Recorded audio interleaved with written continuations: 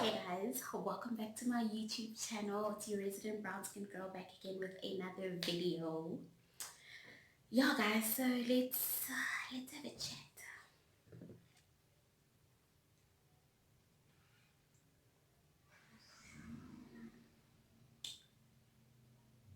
It's water. It's water. Guys, how are you doing? How are we doing? How did we get here? That's a discussion for an entirely different video, but no, I'm out here drinking water in a wine glass because life.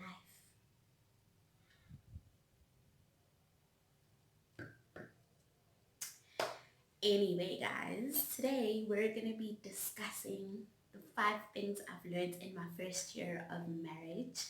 I'd like to call it a survival kit because, baby, like,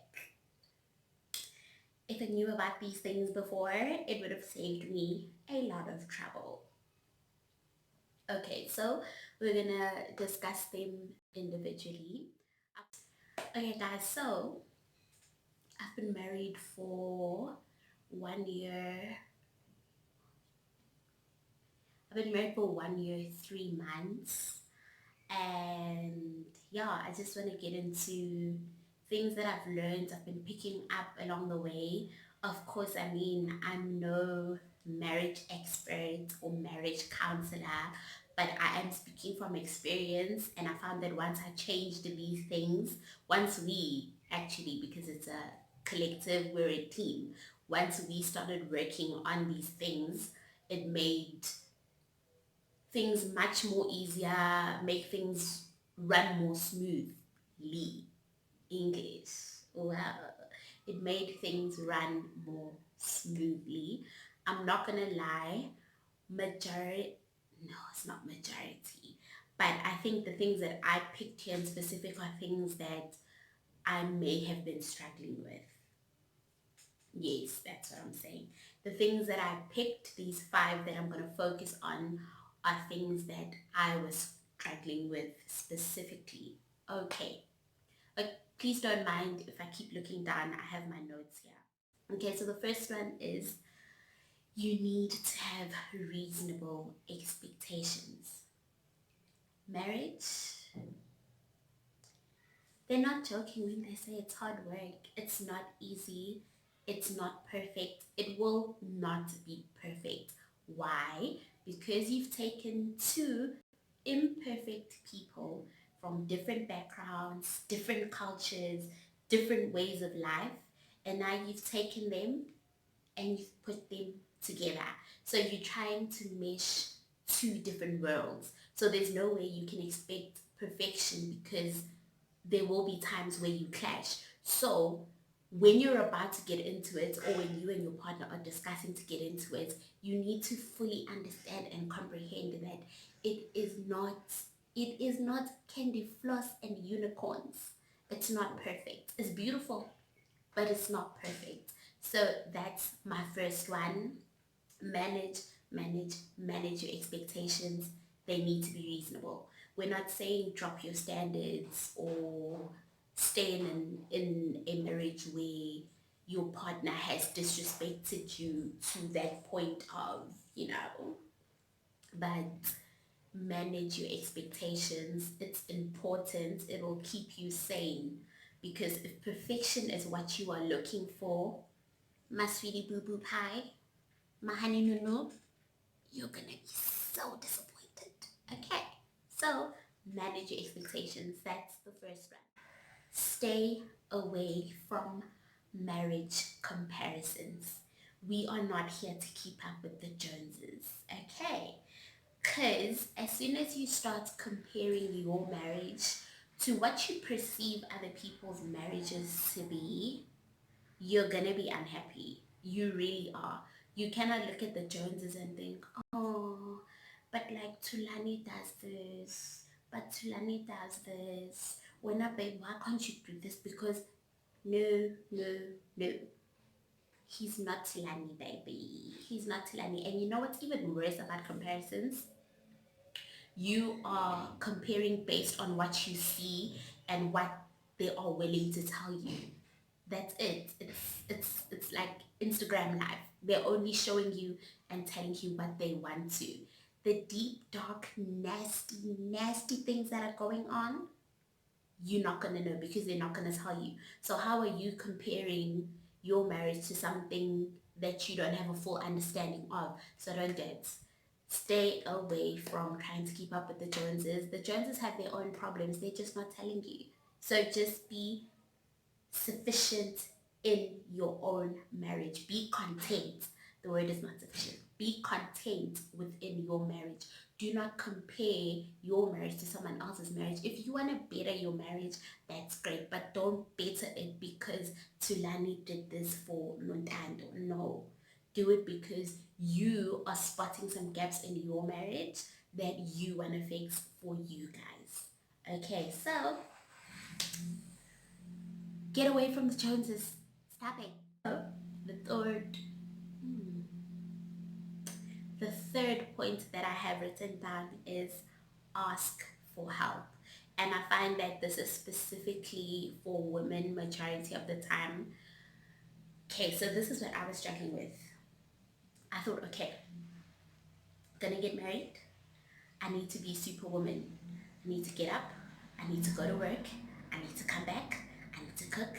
I need to clean. If you've got babies, you need to take care of the kids. Me, right? But you don't have to be superwoman. And guys, honestly speaking, not all guys are the same. There will be guys that are more quick to offer to assist you, and there'll be guys that are looking at you like, oh, she's knocking it out the park. She's doing this so well. She doesn't need my help. There's different kinds of dudes. So if you've got a dude that sees you doing this, all of this, and you're doing it so perfectly, and he's like, she doesn't need me, or every now and then he's like, oh babe, I'll do this, it's okay. He's not psychic. He doesn't know you're struggling because you're probably doing it so well. So ask for help, because what I find is when you don't ask for help and you try to handle it all by yourself, you start feeling so resentful and so angry. You'll be sweeping the lights thinking, oh, oh, oh, he can't even offer to help me. No, don't be mad. Don't be mad. Tell him straight, listen, can you please help me with the cooking? Or could you please wash the dishes tonight? Or could you please clean this area of the house and I'll clean this area of the house? Just ask. If he is not offering, just ask, because you're going to be frustrated, you're going to be mad, and miss, miss. Just ask for help. So that's the fourth point that I have, sorry guys, is pick your battles. I need to take a sip of this water.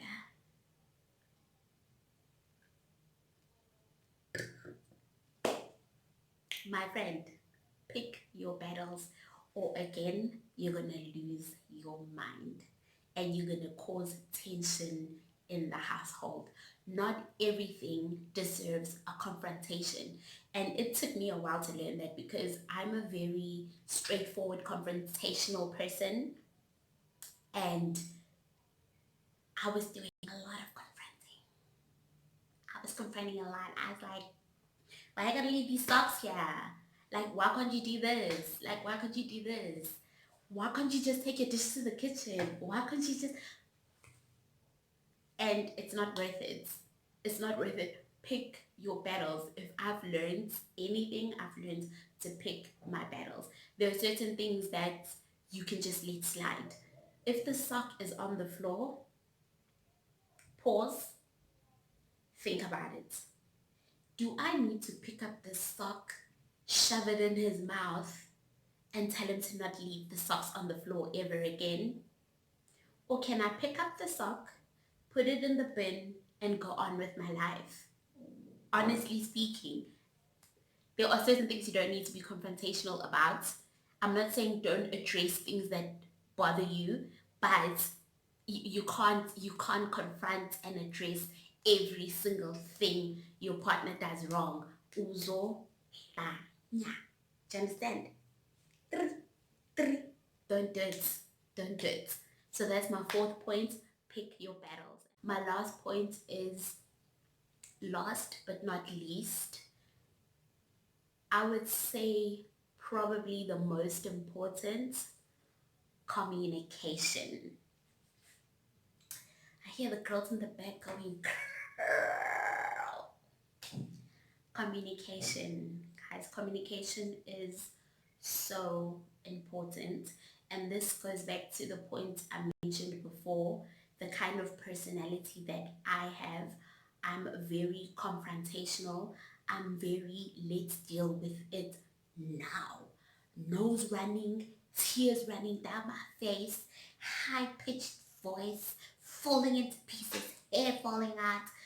That's me now. I want to talk about it now. I want to resolve it now. And you know what happens when you want to do now?